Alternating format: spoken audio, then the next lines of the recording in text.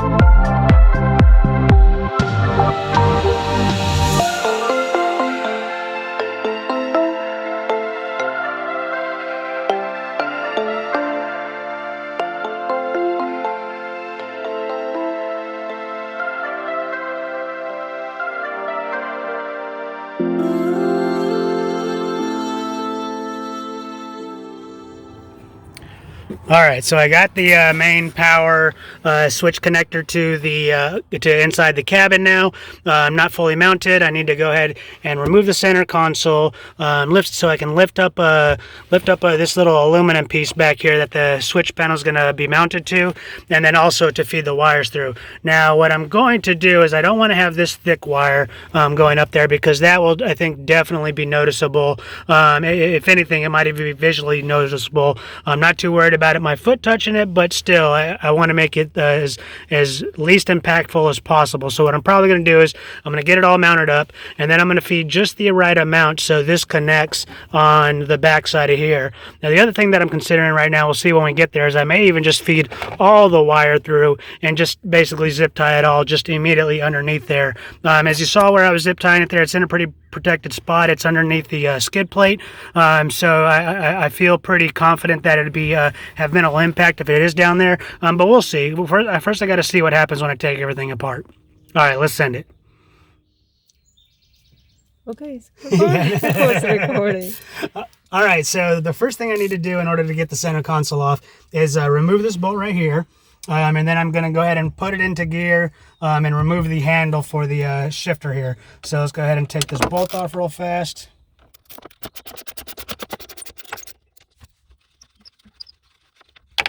All right, and now thank goodness I connected the emergency brake because I'm going to need it here right now.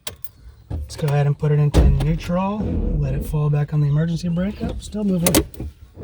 How about now? Still moving. Not moving. All right. All right, so now what we need to do is actually I need to bring it all the way down.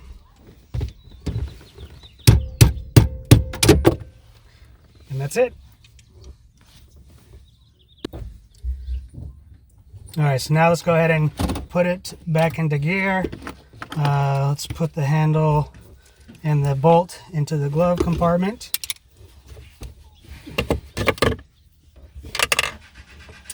We will go ahead and remove this. Oh, oops, and I forgot. I also have to remove the bolt that's in here. So let's take this one out. I have to get this bolt right there.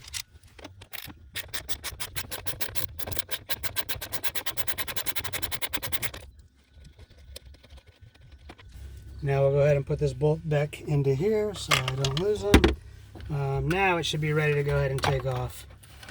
All right, this is the plate that I wanted that I now just need to go ahead and make a hole in. So we're going to go ahead and get set up on the vise and make the hole and then finish the mounting. All right, now that we've got the the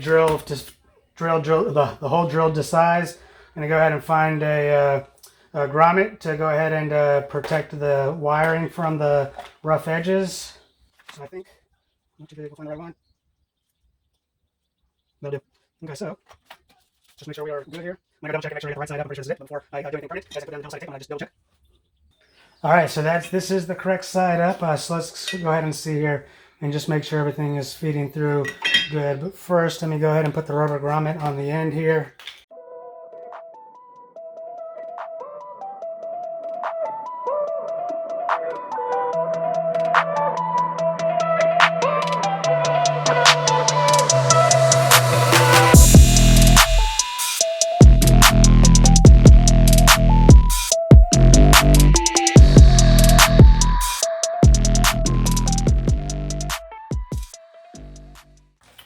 All right, now we got it connected. Now it's just about assembling everything and tucking the wires in. All right, so I got the wire kind of coming through, and I'm just going to feed it down and feed it through the hole down here. Now, since my lovely assistant is off doing other things, I got to do this myself, so I'm going to do this off camera and reassemble everything, and then we'll come back to you once I got it all reassembled. All right, so now it's all back together. I got the switch box in place. I haven't put the sticker yet on the switch panel because I want to make sure I put it on the correct one before I put the sticker on. And then let me go ahead and take you over here real fast. You can see, can't really see the wire. What I did is I put a little slack underneath here and kept a little slack underneath here just so I can take the center console off and everything, no problem. And so now the only thing I need to do is go ahead and feed this back through the bottom, connect it, zip tie it, and then let me take you around here to the engine compartment. One of the things that I just did, just because I just forgot to tape it, let's see if we can see in there. So the black wire that's right here, that's the ground for the box itself. So I went ahead and wired that. I have the wire here for the light bar all ready to connect it. I just need to get the connections and then connect it to, we'll be connecting it to number 1. And then yeah, I should be able to turn it on. All right, let's send it. All right, we got everything wired up and zip tied. Correction, I got one last thing to do, but first I'm going to show you how I zip tied it. You know, not the most cleanest, but I got real good clearance, and you can kind of see where in relation to where it is on the skid plate, I got plenty of protection up here. So yeah, that should hold just fine. And if not, then you know it wasn't that expensive, and I'll let you know that it wasn't a good idea later. But I'm pretty confident that this will not have any issues. All right, so the last thing I need to do now is to go ahead and connect this accessory cable that goes to the power relay to this fuse box. Now, there's actually two options you can do. You can connect it straight to the battery, and that means the power relay is going to have power all the time, or you can connect it to a fuse like I'm going to do, so that there's only power when you turn the switch on.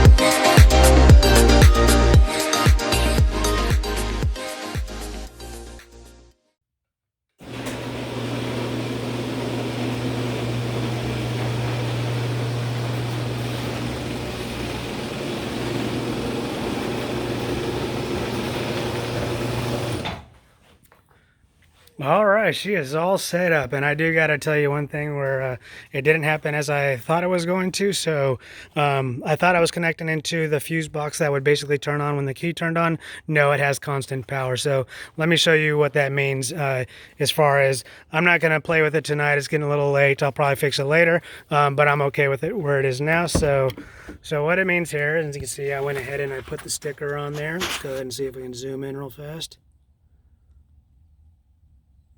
Put the windshield on because that's where the light's located, so go ahead and turn it off. And you can see there's no light on. I'll go ahead and turn it on. Turn it off. And this is going to be constantly on, so as it focuses. So that's the only drawback to this. Hopefully it doesn't kill my battery. No big deal if it does. I got jumper cables.